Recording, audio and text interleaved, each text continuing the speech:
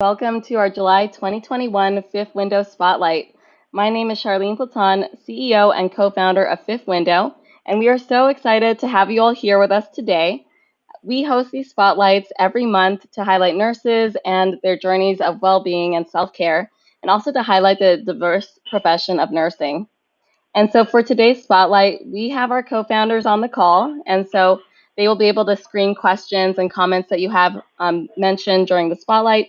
And this is a live stream conversation. So if you're tuning in from LinkedIn, YouTube, or Facebook, we'll be able to see your comments or questions, and we'll do our best to answer and get to every single one of them. And so now to get started, we'd like to introduce our co-founder. So Michael, would you like to introduce yourself? Yeah, hi, everybody. I am the lead developer on Wellness, so yeah. Great, thank you. And then now we're really excited to announce our Fifth Window Spotlight guest, and Paul Coyne. So Paul Coyne is president and co-founder of Inspiren, a nurse-led healthcare technology company, and vice president and CNIO at Hospital for Special Surgery in New York City. Paul obtained 5 degrees in a 4-year period to transition into healthcare after a stroke forced him out on disability from his career at Goldman Sachs. He has been named Crain's 40 Under 40, AI Person of the Year by the Global Achievement AI Awards, and a Top 22 Innovator by Modern Healthcare. He is the author of The Nurse's Guide to Innovation, and he lives in New York with his wife and son. Thank you so much, Paul, for being here with us today. Oh, my pleasure. Thanks for having me. Looking forward to it. Yes, and it's so great to connect. And I know we've connected on different platforms and events before, so it's just awesome to have you here with us on our spotlight today. And, there's so much that we want to touch upon and talk about today. And, just to get started, we wanted to hear more about your former career before you joined nursing. And can you tell us about that? Because you had a very different path, and, you were working as a financial analyst at Goldman Sachs. Can you tell us about that? Sure, yeah. So right after I graduated undergraduate, the individuals across the hall from me in my dorm were applying to Goldman. And it was the first kind of employer that gave job interviews, on campus. I thought it'd be good practice. I was an American history major. I was thinking about going to law school, but they were applying, and I thought this would, let's just give it a shot. And I was the only liberal arts major to be hired, in my class of my school, Providence College. Right out of college to be at Goldman Sachs. So I figured it was a great opportunity, signed up to have that role. That was right in 2007, 2008, right before the Great Recession. So it was a great time to, I assumed, to begin a career on Wall Street. And the recession hadn't happened yet. And so anyway, accepted the position and moved to New York, was getting ready to move, just graduated college. And then a week after I graduated college, I suffered a stroke in my left thalamus, which caused severe memory loss and aphasia, or difficulty speaking. And so I moved to New York sort of in that state. I had a choice to make of not taking the job or trying the best I could. So I spent a couple weeks in the hospital and then some time in rehabilitation. And then a month after I had the stroke, I moved to New York with a great friend from college who helped me, during that time. He was my roommate, and started my job at Goldman Sachs. And as I traded derivatives, because my math part of my brain was very good, I just couldn't speak or remember much. So everyone just kind of thought I was shy. And I worked at Goldman for 3.5 years, recovered my speech, recovered a lot of my long-term memories, and worked successfully there through the Great Recession. I was the most junior person on Wall, so Wow. When the layoffs come, the most, I'm the cheapest to employ because I had just started. So I kept my job as a new analyst, learned a lot through the 3 or 4 years, and was fortunate enough not to be laid off. And had a career. I traded interest rate derivatives and assisted the trading desk with the interest rates, and was doing well. And then these events happen. They're called tonic-clonic spasms, where the right side of the body tenses up and becomes rigid and then shakes. It resembles a seizure, but it's a different underlying etiology in the brain. And that was a result of the stroke. And so for reasons that they don't know, they happened at work. And Goldman, after all of that sort of getting better, still was left with this tonic-clonic state of these shaking episodes where I was unable to maintain that job because I couldn't go to work without shaking. So they put me out on long-term disability. And then I had another choice, which was to go to school or get another job or just spend the rest of my life on disability. And was really compelled during that phase of my life to just go to school and not be disabled.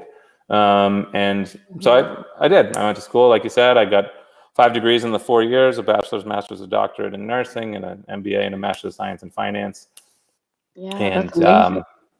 did it all in 4 years, and then went out into the workforce. So yeah, now I look back on that time in my life. Now it wasn't. I know we'll talk a lot about mental well-being and mental health, and that was just a very dark time in my life in terms of happiness and joy.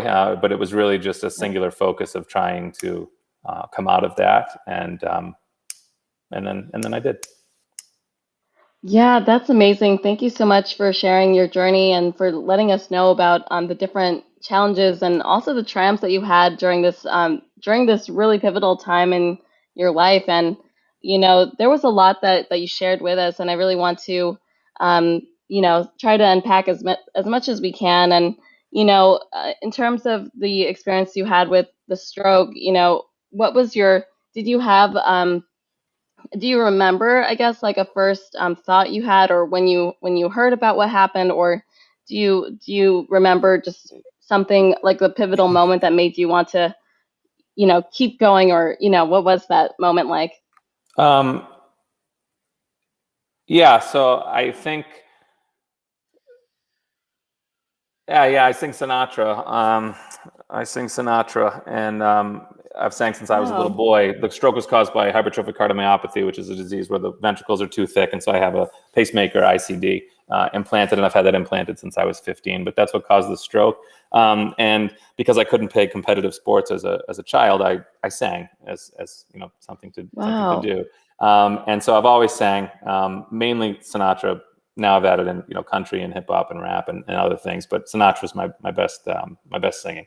And anyway, so Sinatra has this New York song, if I can make it there, I can make it anywhere. And I remember not even really knowing much about myself.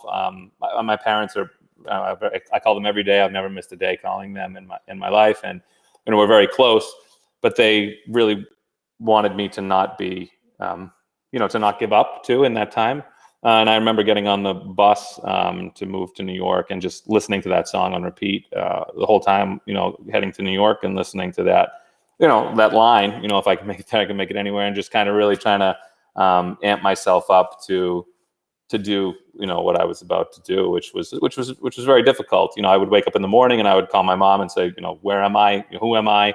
She'd say, your name's Paul, you work at Goldman, you take the 2 train, and I'd just show up again the next day, because it wasn't like, the memories would come in and out and back and forth. And so over that first 6 months to 12 months, it was not just, there'd be good days and bad days in the recovery.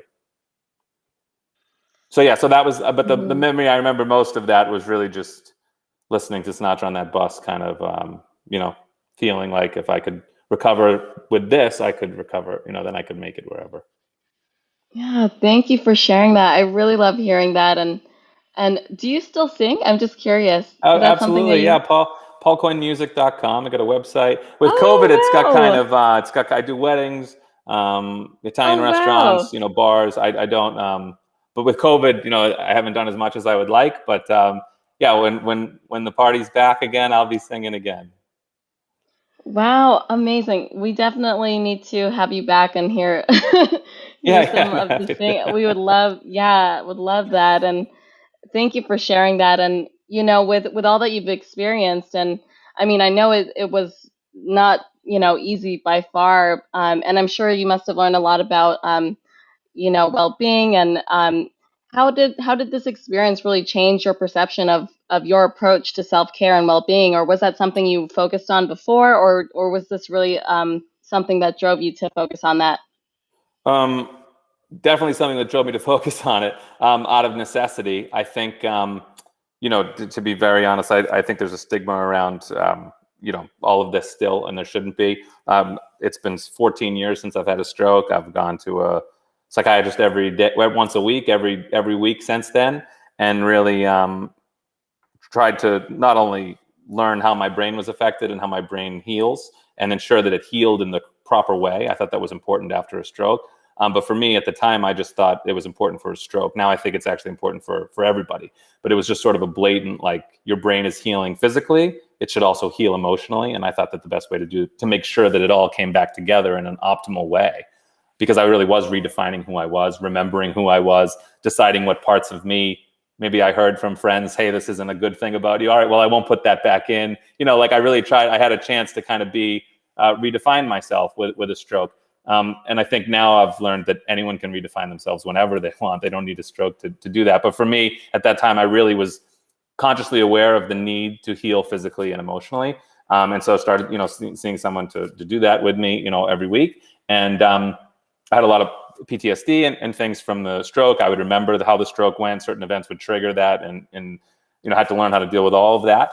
I think in terms of the own self-growth, those first, really up until I graduated, that was sort of a singular, 8-year journey with a couple bumps and valleys. The first with the stroke and then recovery, and then again with the disability and to recover. Both of those sort of were just a singular focus to not be sick, right? And I think that was a great driver. I got sick 5 degree. I did very well with that driver. But that's not a holistic driver. I think I spent those 7 or 8 years out of necessity, just overcoming. And now I've spent the last, 5 or 6 years really looking at life more fully and trying to be a more complete and holistic person, rather than just one who overcomes, but one who has overcame, continues to overcome, and also one who loves his wife and plays with his son, and all of these things that make you a complete person. But those first 8 years, it was really just mental health in order to continue onward. So it's interesting. As I got the doctorate and walked across the stage, it was almost like I didn't even know what to do then, because I had triumphed, and now what? What did it? I never even let my brain get that far. It was just always you need to overcome. So it was very singular focused, and now I tried to make it more a complete person. Mm-hmm. Yeah, that's amazing, and thank you so much for sharing that. And I think it's great that you talked about mental health too, and how important it was for your own journey. And when it comes to other nurses who are listening, or other healthcare professionals who might be tuning in, what advice would you have for them if they are, having challenges with being in tune with their self-care, or really having a hard time prioritizing that? Because especially with COVID, that's something that's been really challenging for a lot of folks, I think, who haven't done it in the past. Yeah, I think it's the ultimate priority. I mean, it comes before and anything else. I think if your mind is not correct, or your mind's not right, or as optimal as it can be. I mean, we're always on a journey to make our minds more optimal, both in terms of learning and growing, but also how in terms of fulfillment. And there's always, you're never optimally fulfilled. I think there's always more in that journey. But I think for advice for people would really be to make that a priority. I think there's space in however that works for you. I think it can fit into your life if you learn how it can fit in. I think, because it doesn't need. I think people need to. Some people think it needs to be something that there's like designated protected time for, of like 3 hours of meditation, and no, I can't have 3 hours of meditation, so I can't work on my well-being. And that might be a great way to get well-being, but if you don't have the 3 hours, there could be experiences, and this happened with me with my stroke, where you do the exact same experience, but it feels completely different to you subjectively, because your objective for partaking in that experience is something completely different. for example, if I clean the bathroom, right? And I think about how, that's not but that's one experience.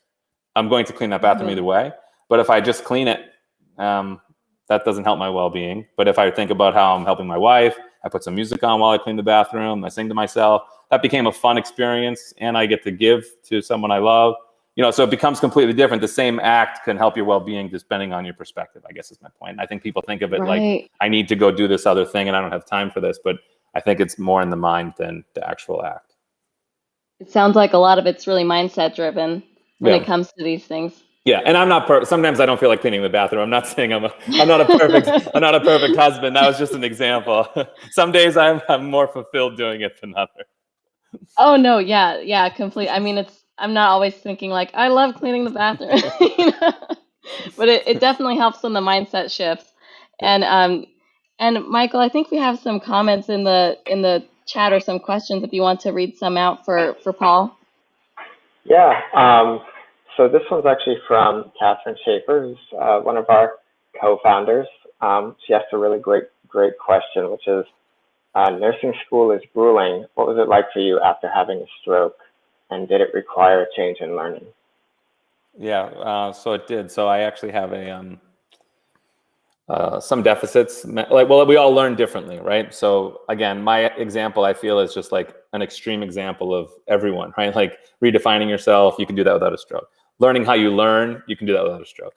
I just needed to learn how I learned best after the stroke in ways that perhaps didn't require as much attention as before. So the specific example is the difference between visual and auditory learning. So a visual learner learns by reading, taking notes, and an audio learner obviously learns by listening. And my audio, I've had a lot of, IQ tests and all these different things about, how I learned best in terms of the stroke recovery and healing, and particularly when I was out on disability in terms of what professions I could do or what maybe wouldn't be good. And the auditory piece of my brain is very, very good. And the visuals, a little average or a little above average, but the audio is very good. And so I had to learn, all the teachers would think, this guy's not paying attention, he's not taking any notes. But I would record them and listen twice, once in the class, and then I would always listen to the whole lecture again. And I would make it go 1.5 or 2 times speed. Like I would record the thing and then listen to it really fast so I could be efficient with my time, because there's a lot of pausing when people talk. So you can kind of speed it up to 2x on some of these platforms, and then I would listen to it twice, and then I would get it. So I think learning that I was an audio learner, if I had just kept taking notes, or learning how I think 80 or 85% of the people in the world are visual learners. If I kept trying to be that, then I wouldn't probably have been as successful as I was. And then the other thing in terms of change in learning, that was a technical change, but the other one was really just belief in yourself. Every time I would get a good grade back for like the first 2 or 3 years, I would think like, oh, did they make a mistake? Like I genuinely thought like this must be somebody else's paper. This can't be me, because I was really starting from a place of, I had a stroke and I was disabled, and each grade was like this big shock. So I think it required change in learning. One, to learn how I absorb information and learn, but also how I believe in myself in terms of what I'm capable of. Because if you believe that you're not capable of something, then you inherently set a bar for yourself, even if you don't realize you're doing it. If you're just trying to be more than not capable, which is what I was trying to do, then that's enough, right? And then somewhere along the way, after I kept seeing myself get good grades, I was like, well, this isn't enough. I guess I am capable. Now let's try to be a little more than capable. So that changed how I believed in myself while I was learning, and that changed the whole process of whether it was enjoyable or not. That's great. Thank you so much, Paul, and really loved hearing your story about how you went about learning and really leveraging to your strengths and of how you learn, because I think that there could be times when people think you just have to study a certain way, like you just have to take notes, without really leaning into what they actually, or how people actually learn best. So I think that's an awesome piece of advice, and thank you so much for sharing the challenges you went through and how you overcame that. And I think there's some more questions too, Michael, if you want to read off some more. Yeah, so Kathy also asks, how did you connect with patients? She says, I'd imagine you'd have a different kind of compassion. Yeah, so I mean, we talk a lot about empathy versus sympathy. I became a palliative and end-of-life care NP because I knew that to me that like really hit home, you know, because I just felt like that was the most impactful emotional kind of thing that one could be going through, which is dying. And so that really hit me personally in a different way than, and caused me to really want to assist more than, you know, another type of care. I think that's the direct reflection of me. So I think that route was why I gravitated towards that. I think that there's a line there, and nurses, this is a tough line. Nurses, and there's people study it and they figure out, you know, there's different ways people can do this, which is to not lose yourself in what you're doing or not relate to it so much that it then becomes you, or that you project what you need in that state on the other person. So there's a lot there. I think on the one extreme, someone who hasn't gone through anything and uses no judge for framework or their own recollection or how perceives it themselves, then goes to take care of a patient. It's a little robotic. There's methods that people can use to do that, but I don't know if that really gets to the core of humanity or why we became a nurse or what it means to care, right? So that extreme's not good. And then if you go too far the other extreme, well, then you're just projecting your needs onto that person, and you're perhaps not taking care of yourself because you're so upset about whatever's happening with that other person that then you worry yourself, and you know it's not a good cycle. So I think particularly for nurses that are doing palliative care or oncology or really anything, because even if the patient's well, it's still a sad, it's not a fun time sometimes for anyone to be in the hospital, or it's scary just to go to an outpatient setting. So I think no matter who, whatever role the nurses are, I think it's easy sometimes to lose yourself if you go too far that way. And so I think I connect, with my own story. I don't use it that often in clinical setting. Only sometimes if a patient really tells me, like, you don't know what it's like to have a chronic disease, or you don't know what it's like to be vulnerable like this. If I think it's going to make a difference, then I will deploy it in the story. But really only so that I can use it as a means to connect. I think earlier in my journey, if you were to interview me when I was 24 after I had a stroke, I would have shared the story for all of the people in the chat room to tell me, oh no, you're capable. You made it through. And because I needed that at that time as fuel. And now I don't really need it anymore. I just deploy the story if I think it helps me connect with other people, or it helps people view the world in a different way. But but I do feel like a patient first. That in terms of, I see the comment there, a different type of compassion. I always identify first as the person in the bed. And when I see that person, I see myself. And I have to actively go the other way, which is just to remember, I'm here to take care of you. I'm not the patient today. So it's an interesting thing. But yeah, I try to use it whenever it's helpful to whoever I'm speaking to. Yeah, that is a really interesting, balance, especially, knowing that you have been a patient in the hospital. I mean, we all are patients of the healthcare system. But it doesn't make it easier though, in terms of that balance and trying to sometimes, be in that mindset of, okay, I'm the provider today, or okay, I need to, but sometimes, just like you said, sometimes having to connect with the patient on that deeper level.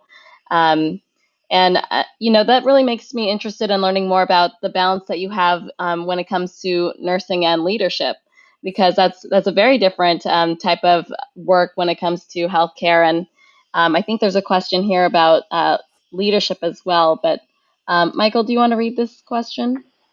Yeah, sure. So this one is from Farah Laurent, and I apologize if I'm not pronouncing the name correctly, but it's a great question. She asks, what is your leadership style, and how do you drive change in your organization? Yeah, so there's like 20 or 30 different leadership styles. I actually just Googled them to try and find some names while I saw that question come through. I think by nature of my story, and I see them here, and I know them, just from studying them all. But I think that there's a mix. I think that and this whole theme about mental health is a balance. I think that there's a mix of when it's the appropriate time to deploy different types of leadership styles. I think by nature of my story and inventing things, for my company Inspiren and winning these awards, people naturally it sort of starts off with the visionary one of this is where we're going, and this is an inspirational person, and we should listen to what he says. But I don't think that way of myself. But sometimes that's how the conversation sort of begins and the relationships begin, and then I really try to bring it more towards participative or affiliative or relationship based leadership, because I think that's I'm if we did the Myers-Briggs, I think I'm an ENFJ, and so that's a very emotional driven kind of collaborative relationship based type of person, and so I tend to just be very focused first on the relationship and then drive results after the good relationship is formed, which also has its drawbacks, because if people take advantage of the relationship, or they don't think the relationship's, if they take advantage of me, or they don't want to have a relationship with me, then I'll get, a little sad or feel like, and then I have to switch styles to be like more, well, this is the way it's going to go because, I'm the leader. So but I always lead first with the relationship one, and try to make a good relationship, and then have positive outcomes come out of the relationship. That's and then great. that drives, and that drives change in the organization, just because then people feel comfortable and they feel like, they it's not fake. I actually do care about these people. I think when we read these books, or when you study these theories, I think it's very easy for it to become rote and just like rounding. You can either go in there and say, "Oh, how are you today? Do you need to go to the bathroom?" Or you can actually care while you're around. And I think same with leadership. I'm not making a relationship because that helps me drive the organization. That's a byproduct. The positive outcome for the company is a byproduct of me seeking to have an actual meaningful relationship with that person. It's not the other way around. Right. It's an important difference. Right. You can't really have a culture in your organization without driving it from the source, right? Without the example from the leaders, and without the way that they kind of carry out the organization and the values. And it's a really interesting conversation. And I think you mentioned you're an ENFJ. I think so. Sometimes I think I'm a JP, right on the line. Some days depends on. Some days I take it I'm an ENFJ, and then some days I take it I'm an ENFP. Yeah, I'm an ENFJ myself, so I totally resonate with what you said about relationship building, and I think that really does make a difference in how the organization's culture is in the end, and or just in terms of transforming the culture. Really starts with those individual relationships. So really loved hearing about that. And you throughout your life and with your work, there's a lot that you have on your plate right now, and a lot of different hats that you wear. And I think I might have asked you this before in one of our conversations in the past, but how do you balance it all? Because you're a healthcare leader, you're an entrepreneur, you also have your personal life and everything else that you're juggling. But how do you do it all?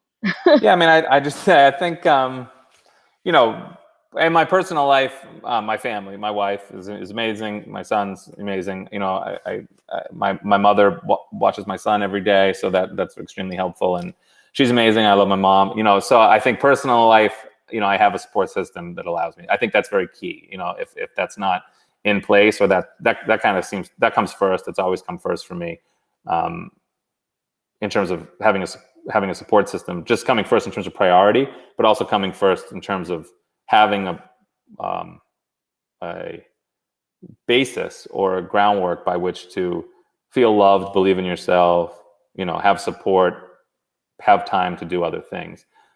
So I think, very important for the family. So you mentioned them, so I'll mention them first, because I think that actually is the basis, not the last thing. I know you didn't mean it as the last one, but I'll put it first, because the belief in yourself and all of that is needed in order to truly grow and want to do all these things, particularly for an ENFJ. My wife's doesn't need as much external things. I think she'd be quite successful without me, but I'm like I said before, the relationships actually drive me to do more. And with that sentiment, same thing with a team. If you have a great team in any organization, then you're compelled to perform for that team and work together. And it actually is more fulfilling and actually adds benefit to your overall mental health and well-being, as opposed to something like, oh, I need to go to work and I need to do, this. I think it really comes down to a team and who you surround yourself with. So yeah, those are the three things. I go to work every day at Hospital for Special Surgery. Like you said, I'm the VP CNIO. I'm responsible for occupational health. So COVID's been an infection prevention. So occupational health and those kinds of things have been a lot of work over the last year. But great team, and it's a meaningful. There's nothing more meaningful than to care for all of the staff that are caring for all of the sick people, particularly during COVID. So that's just been a great, a lot of work, but a great opportunity in my life to be able to experience seeing the best of humanity firsthand with all of the frontline staff that were really putting their lives on the line in New York last year to go take care of everybody. And then the company Inspiren, we've been doing that for 4 or 5 years. We have a great team now, and yeah, it's a lot of it's other people, to be honest. It's a lot of it's partly me. Each one's partly me, but not all me. And I think that mentality is very good in terms of being level-headed and not obnoxious, and thinking you're so great that you do everything. But it's also great because it takes some of the burden off of you to when you realize that it's not just you, that there is a team and that everyone's doing it together. I think that you simultaneously become humble and a little more relieved in a sense that it's not just you alone doing something. That's great. Thank you so much, Paul, and absolutely agree with what you said. Having a support system is so important, and then also being surrounded by people who are really passionate about the mission, who really want to drive that same goal that you're trying to achieve, and it really does help when you're working on something that could be so challenging, but you have other team members and you're not alone. I think it makes a really big difference, especially for ENFJs. Really, I completely understand that as well. And and with your work as a assistant vice president and chief nursing informatics officer, did you always see yourself in leadership for healthcare, or how did you kind of get to that point of your journey? Yeah, I guess I think since I was a young guy, even before the stroke, I think I was president of my student council in high school, and then I was president of this club on college, and then I started as a lifeguard and at a water park, and then became the supervisor of the lifeguards the next summer, and then the director of all the operations before so I had 100 or 110 people reporting to me when I was 20, running a theme park. It just seems to happen. I don't know. I don't know. So I guess I do see myself that way, but I never. It just because it just seems to have happened so many times that now I see myself that way. But I still don't know, really what it is that does it. But but in terms of healthcare leadership, that was not really what I was seeking. Again, that's what I mean by, I just I felt like one day I was standing in the mirror. I had scrubs on for a physical when I was a patient. I looked in the mirror and they dressed us in scrubs to do the physical, and I was just alone there, and I had this feeling come over me that I should be a nurse. And so I did, and I went to school, became a nurse, like I said, palliative and end of life care, NP. And then when I was getting my doctorate, New York Presbyterian spoke to me about potentially helping to lead their analytics team. And I didn't know analytics at the time. I had built some computer, platforms or assisted with doing that at Goldman with they have proprietary trading software that they use. So I had helped, sort of facilitate some of that. But that wasn't, my goal. And now informatics and data and analytics and all of these things are becoming like really at the forefront. But I just kind of thought, okay, and so I went, managed a team of those individuals, and then learned how to code SQL and dashboarding, and then went to hospital for special surgery, where I had more responsibility in informatics and the other clinical departments. So yeah, I think it was just sort of a natural evolution in terms of a path that I just kept trying, like the same trait as the stroke recovery, but just kept trying to do the best I could, and then these opportunities sort of presented themselves, and then I was, then I said, okay, you can always say no, but I always just said yes to any sort of new challenge. And so if a role was available in the organization or outside, I just was willing to give it a try. That's great. And, for nursing informatics, you did mention how there's a lot of momentum right now for nursing informatics. And I'm seeing also more chief nursing informatics officer positions popping up throughout the country. What does your day-to-day look like in that work? Or what would you say that your main focus is for your job on the day-to-day? Yeah, so I think now informatics is one of 5 or 6 departments. I think lately the team, the informaticists that report to me at HSS, do it 100% of their time. I do it, just because of the nature of some CNIOs. That's the one role, right?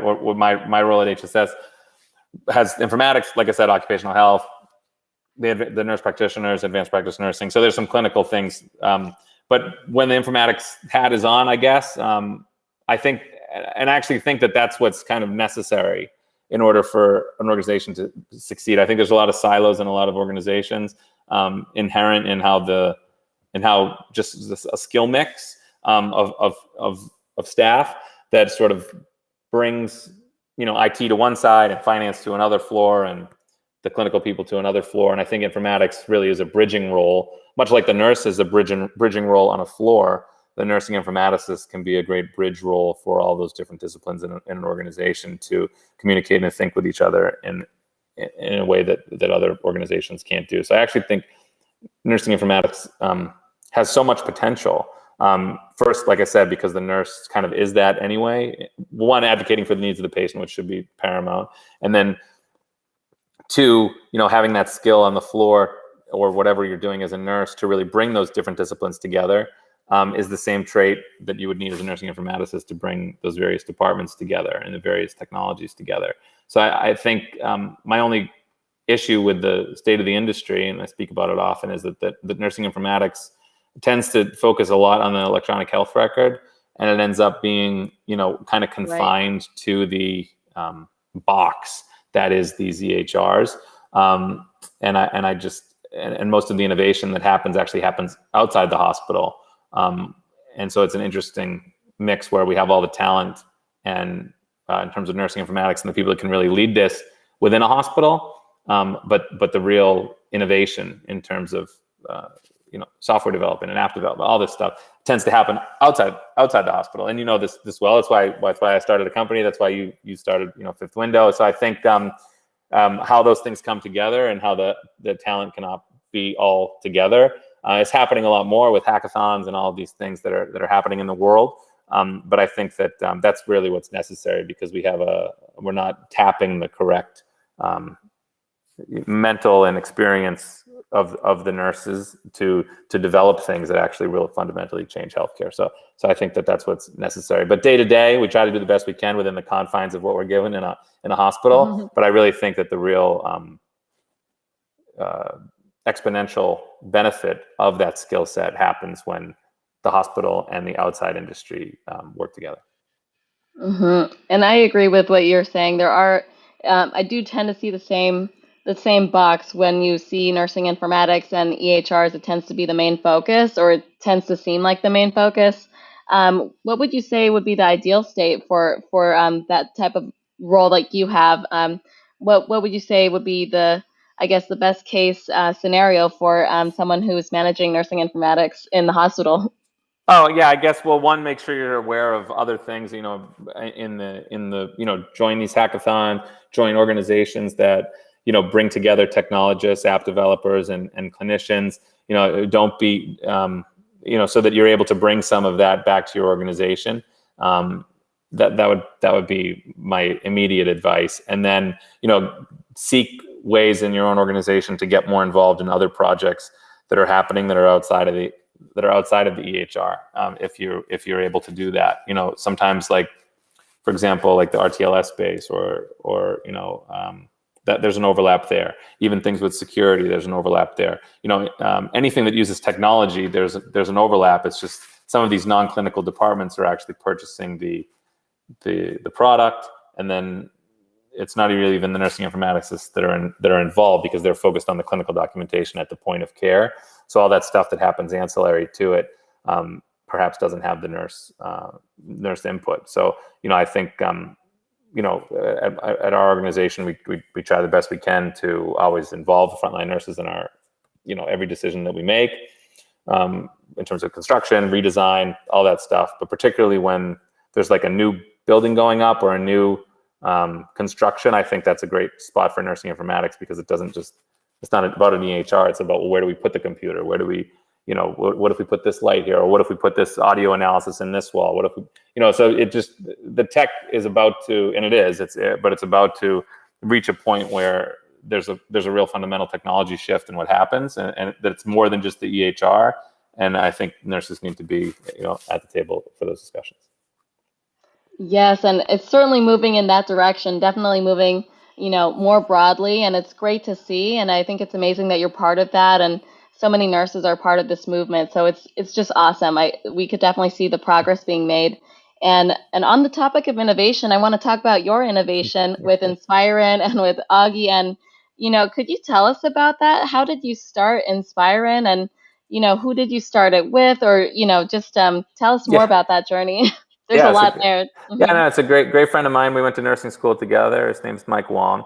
And actually the third individual that started it with us was the man that I mentioned was my great friend from college, who helped me and lived was my roommate during those couple of years after I had a stroke. So, they didn't know each other. They were just both my friends. But Mike from nursing school came, and one day we met in a Starbucks, and he had an idea for this one device on the wall that would do, we didn't really know what it would do, but we knew that the data collection in a hospital was not, that the EHR was not giving a full and complete data set. There's been some articles that came out this week actually about how, recently actually, about how perhaps wrong the EHR is in terms of underlying data. We assume that it's all 100% correct, and that, but perhaps it's not. And it's definitely not in terms of time, right? Because when you chart, you're always charting after. Even if you do it in real time, right, it's at least 30 seconds after. So right, the timestamps are always delayed. At best by right then, and at worst, when you get to chart. So I think timestamps of what, when and why things happen are just naturally flawed by that data collection mechanism. So we wanted. I was in analytics, and he was on the bedside in the same hospital, and we were talking, and he said that I was making all these dashboards, and we had this team, and it was, we were making all this stuff, and I was telling him about it, and he's like, I've never seen any of that. He said to me, what did you make for the frontline nurse? And I was like, well, that's, the executives needed this, and the insurance companies needed this, and the regulatory, all of this stuff that we need for data. And he said, well, what did your team make for me? And I said, I don't know what could we do? And I realized everything that the nurse had was sort of in the EHR, like I talked about before. And so we thought we would create this device that would help alleviate the burden of charting, that would reward nurses for spending more time with patients, that would, help them if a patient fell. He was saying things like he was only as good as the one patient that he was in front of. That if, he's taking care of 7 or 8 patients, the one that he's in front of is the only one that he's able to take care of. Wouldn't it be great if we had this sort of thing that would help him take care of all 8, better in a way that nurses liked and were, so we thought of a lot of different things, and, it's certainly evolved over the, much like I said, I don't kind of know how I just kept doing one day at a time, in terms of my own recovery and everything. And just like this product, I think each day or each week or whenever it sort of just evolved to what it is now. And I think that's the best way to describe it. It does pretty much everything. It's a hybrid sensing platform. It uses computer vision, Bluetooth Low Energy, AI, audio analysis, light, sound, and temperature sensors to basically analyze the entire digital and physical environment. And so we do things like if a patient's getting out of bed, we alert, say, hey, patient's getting out. If patient's falling on the floor, we say patient's fall. So that's fall prevention. But then things like pressure ulcers, if the patient hasn't been turned in, say, 2 hours, we know. Not because you chart it or because we look at the skeleton pose of the patient in the bed, and if they haven't turned off of their pressure points, we alert and say, hey, go turn the patient. Then when the nurse comes in to chart, to turn, we know because we see them turn, so then we can chart automatically, patient turn. Then we reward nurses to spend time with patients. If it's been more than an hour since a patient's been seen for hourly rounding, just a little nudge to your phone. It doesn't go to the man. It doesn't, it's real time assistance, not 5 days later somebody fell, so they call all the nurses around and they say, what happened, we got to do better with falls, and you're like, what? I'm doing the best I can.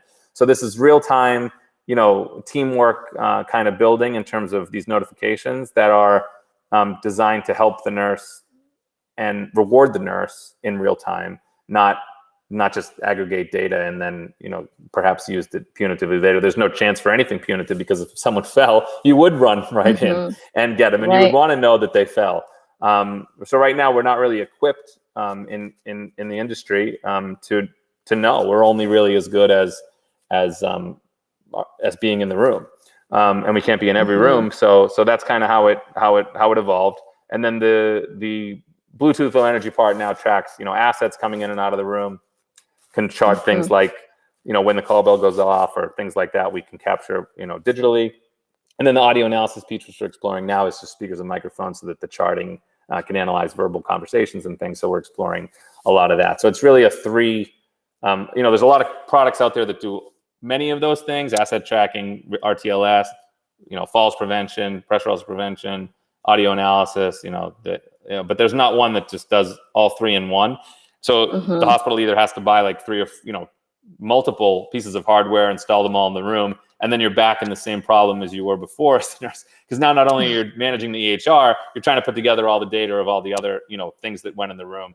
And so this one device, it uses what's called Edge AI to locally classify the events. So we're not streaming like video or anything up to the cloud. We're just basically sending timestamps of patient fell at this time, things like that. So it's completely patient protected and HIPAA secure, and it doesn't like invade the privacy. Nurses like it because some of these other technologies like know everywhere they go. It knows when you go to in the break room, you got to wear the badge. Right. This just knows what happens at the bedside, which is what matters most. We don't track when you go out in the hallway or anything like that. It's just you're at this bed at this time, and so that's that. So the nurses like it a lot better because they don't feel like people are being tracked, and they feel like there's something that's helping them. So yeah, it's been a great journey. We partnered with a couple. That's the simple answer. The tech part's a lot harder. But I didn't invent a lot of the tech stuff. We had a lot of help from actually some NASA scientists, people from MIT that joined our team, and now it's full company. A lot of FTEs, contractors, and full-time employees. There's a lot of people there, and we're deployed in numerous hospitals, nursing homes, skilled nursing facilities. And it's really a complete end-to-end solution because we have a piece of hardware that utilizes software. We use the cloud. We have mobile apps, and we have analytics solution that we use too. So it's really a complete end-to-end. There aren't many companies that deliver like a complete end-to-end solution like that to hospitals. They only get a piece, So it's really great, and it's been great to be a part of it, and learn all the things that you learn when you start a company. It's a great experience. No, that's great. I mean, I wish I had something like that when I was working at the bedside, and especially if you're short-staffed and there's not a lot of help at the moment. It's something that could be really life-changing for patients and for nurses. And as you were describing the technology, I mean, there's really a lot of that goes into it, right? With the AI and with the analytics and the EHR and everything. And how did you find the different team members to help you with all these components? Because, it could be really, really hard for nurses if they have a great idea and they want the support, but they don't know how to find the NASA scientists or how to find the people from MIT. Yeah, I mean, we emailed, and it sounds like, that's how I've gotten most of my jobs. I just email people. And 99 times out of 100, nobody writes back to you. But if you really want something, email and call, and eventually you find the right people. Actually, the NASA people came through somebody else who was kind enough to respond and actually honestly tell us, like, I'm not the guy for this, but I think you guys are great. Why don't you talk to this guy? And then, some couple of those lead to the right person. I think there's good people out there in the world that will help and will answer your email. I think people don't do that enough. They just go on even with all the social network and all the social media. I think people just think that, people won't write back, or if they're important, they won't write back.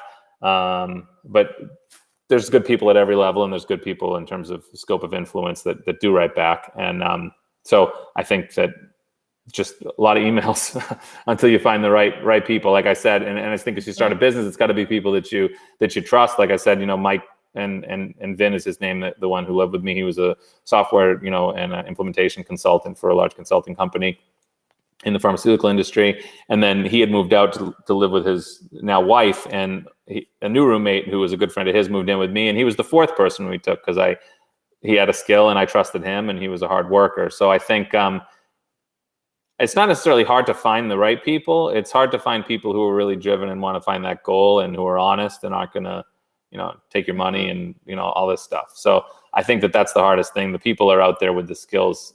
If you just email them all until you find one, I really think that, and when you email them, it has to be a personal email. I get a lot of LinkedIn messages all day from people that want to talk, and I try to write back to as many as I can. And the ones that really, get me are the people that have done their homework. It's not just hey, I saw you and I can I get a job, or, hey, how did it's genuinely someone who's, when I reach out to someone, I spend a good 15-20 minutes before I reach out to them, learning about them. I watch their speeches. And then I say, that's the guy. And I'm not stopping until, or girl. And I don't stop until, I find that the NASA scientist was a guy. That's why I said guy, but or woman. That's the person. I'm not going to stop until, and I get creative. I call, I email, use different angles. The student angle. If you're a student, people really write back to students. But I know a lot of your audience is nursing. Like, people want to help nurses, and people who are particularly now, they just want to help. And so many people in the tech industry don't know how to apply their technology. And it's nothing against them. It's just the same thing as a nurse doesn't know how to create technology. There's a lot of tech people out there that just have this wonderful skill, and they want to help too, the world and patients, or whatever they find meaningful. And healthcare is meaningful to many of them. And they honestly don't know how to deploy their skill in a way that makes meaning. So they're looking for you too, I guess, is my point. So don't think like, oh, these people aren't going to write back. The vast majority won't, but people will. So it's a lot of emails. Yeah, thank you for sharing that. I really agree. It's pretty surprising. It's one of the reasons why I like LinkedIn so much, because I've been able to connect and network with so many people on that platform, and a lot of nurses. I feel like there are so many more nurses who could be on LinkedIn, or who could be part of this network, and it's really this untapped reservoir of so many people with so many resources. So I think that's great advice to share. And is there any other advice you would recommend to nurses or to healthcare professionals who want to start or pursue their own company or innovation, but they don't know where to start, or anything else you'd want to mention to recommend to them? Yeah, I think I always feel like strange plugging it, but I did write a book. You said it at the beginning. It's called The Nurse's Guide to Innovation. We wrote it with like 6 or 7 other leaders. We donate half of it to the American Nursing Association, or the American Nurses Foundation. And I think after we split it between the other 10%, it's not a lot of money that I'm making. So I'm not saying it because I think I get like 2 cents a book. But it's a great book. I actually, I think it's just good to read. It really walks through the process in terms of anything from the idea to patent. I wrote a couple chapters on patent and legal implications of what you're doing. I think that, it's just so much that I actually think it does require some reading on your own. I think YouTube is a great resource for anyone that wants to start a business. There's so many entrepreneurs out there just to learn about various things.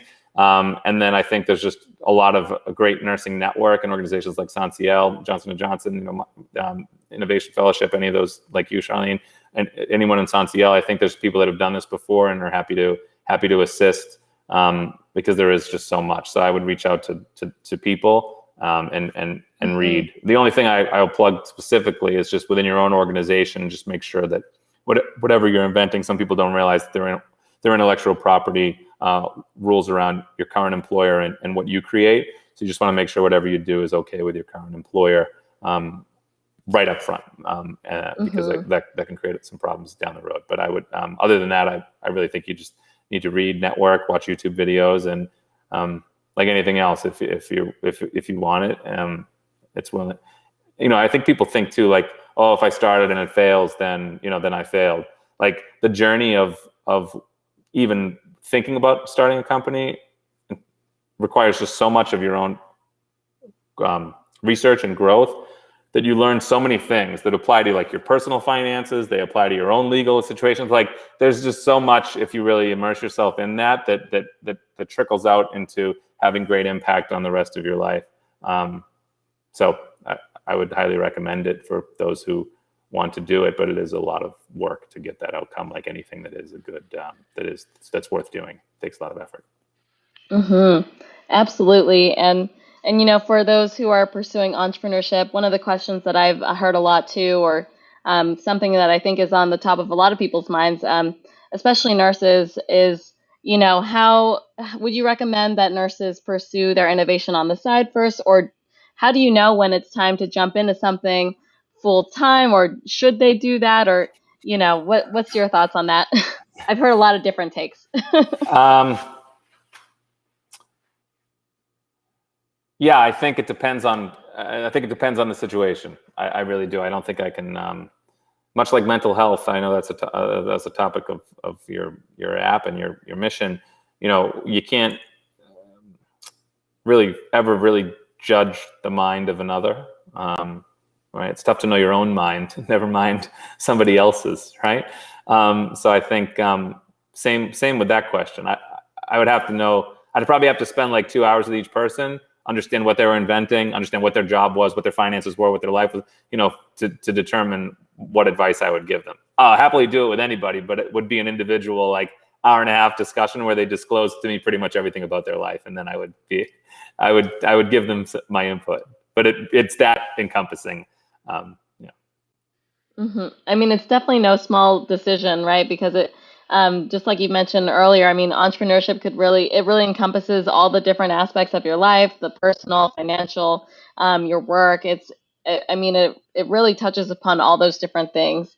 So you're right. I mean, it's a lot for people to think about. Everyone has different situations, and people could thrive in those different situations just based on what's right for their innovation or the time or what they're doing. So I think it's great that you emphasize that it really is no small decision, and at minimum, I would say like a 2-hour conversation with you.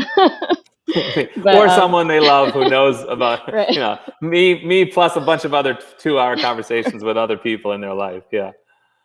And we're already getting close to the end of the hour here, and there's just so much more that I feel like we could talk about, and we'll definitely have to have you back at some point for a spotlight, and of course for a sample of your singing too. And but is there any final words you want to leave with the people who are listening, or just for anyone who might be on the call? Yeah. I don't know. That's so broad. We talked about so much here, Yeah, I think. I guess if I had to pick a broad statement, is to. I actually heard this the other day about being grateful and eager, and how those were two great traits that you could teach to your child. And I hadn't really processed it yet fully, but it's been floating around in my brain, so I'll say that. I think at any point in the journey that I just talked about, I was grateful for where I was and what I was doing and tried to enjoy it as best I could. And then I was eager to grow and be better. And I think if you just have one of those and not the other, then you're missing a lot. Too much gratitude without any eagerness, and you're just sitting around being like, my life's great, and you're not really doing anything, right? And then too much eagerness without any gratitude, and you're doing a lot without really being fully grateful for the moment. And so I think, that I wasn't really didn't have those in balance for a lot of that journey that we talked about. And now I think I'm putting them into balance a little better. But I think, wherever people are, I would say that where you are right now is perfectly fine, and be happy for whatever it is that you have. And then, seek more of what fulfills you, if that's being an entrepreneur, whatever that is. So that's probably how I would leave. That's probably my all-encompassing advice for the day. That's great. Thank you so much, Paul. It was so great to have you on our spotlight today. We really enjoyed the conversation. There was a lot of great questions and comments in the chat, and I'm not sure if you've been seeing the comments, but there were a lot of really positive comments that people were saying. We have Kathy here saying great conversation. Farah had said, just touching upon the authenticity, how that's really important in leadership. And then another comment too about how self-care is a priority. So a lot of great comments in the chat, and thank you so much for joining us. And for everyone who's tuning in, thank you for joining us today as well. And if you would like to learn more about Fifth Window, you could always visit our website at www.fifthwindow.com, FIFTHwindow.com. And we hold these live events every month, so please tune in and learn more about us. And we look forward to having you all next time. So thank you, everyone, so much for your time, and we'll see you next one. And thanks again, Paul. Thanks for having me. Bye-bye.